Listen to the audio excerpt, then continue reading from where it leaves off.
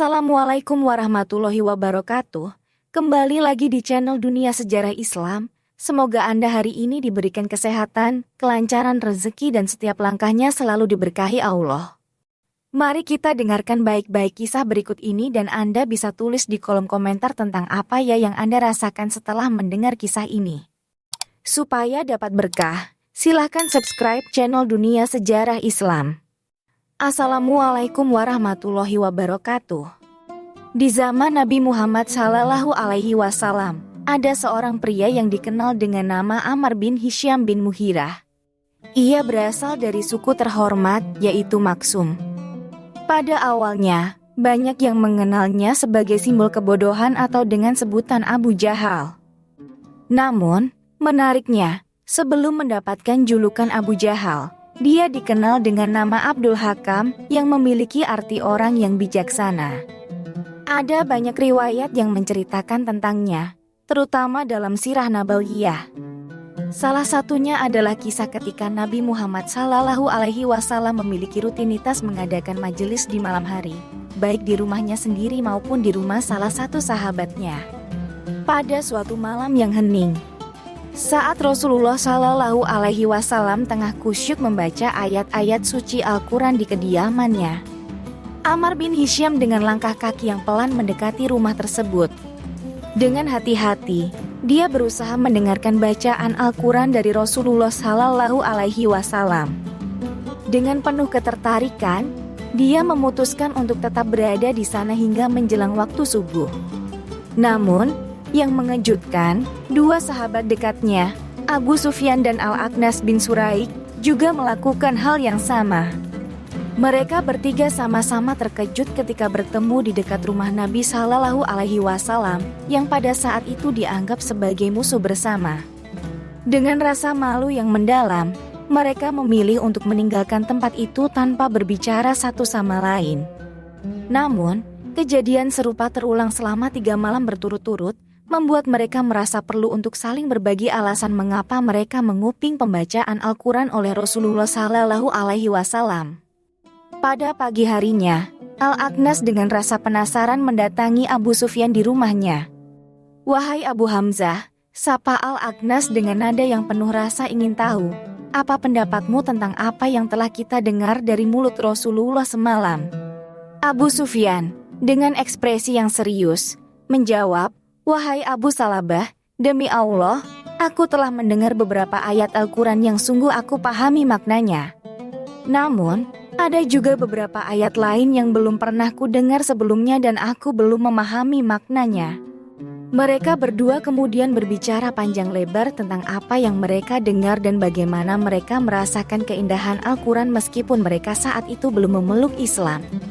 Kemudian, Al-Aqnas memutuskan untuk mengunjungi Abu Jahal yang dikenal sebagai pemimpin suku mereka. "Wahai Abu Hakam," sapa Al-Aqnas dengan penuh hormat, "apa pendapatmu tentang apa yang telah kita dengar dari Rasulullah?" Abu Jahal, dengan nada yang agak tinggi, menjawab, "Kami, Bani Umayyah dan Bani Abdul Manaf, selalu bersaing untuk mendapatkan kehormatan. Jika mereka bisa memberi makan kepada orang-orang kafir, kami pun bisa melakukannya. Jika mereka bisa memikul beban, kami pun bisa.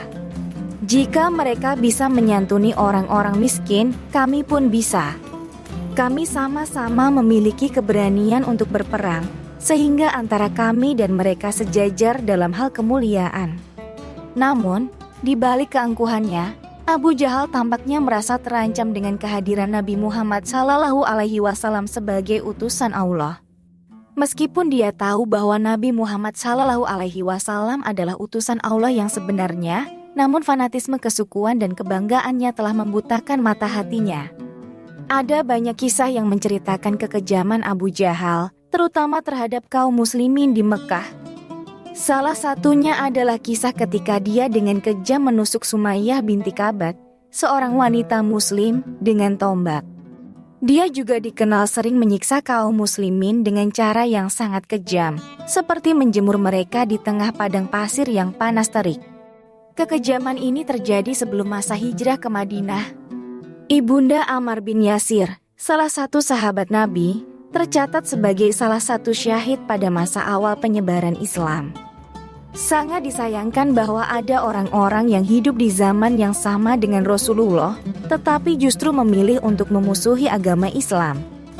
Salah satu kisah yang paling menggugah hati adalah ketika Rasulullah sedang sujud dalam salat, Abu Jahal dengan sengaja melempari kepala beliau dengan kotoran.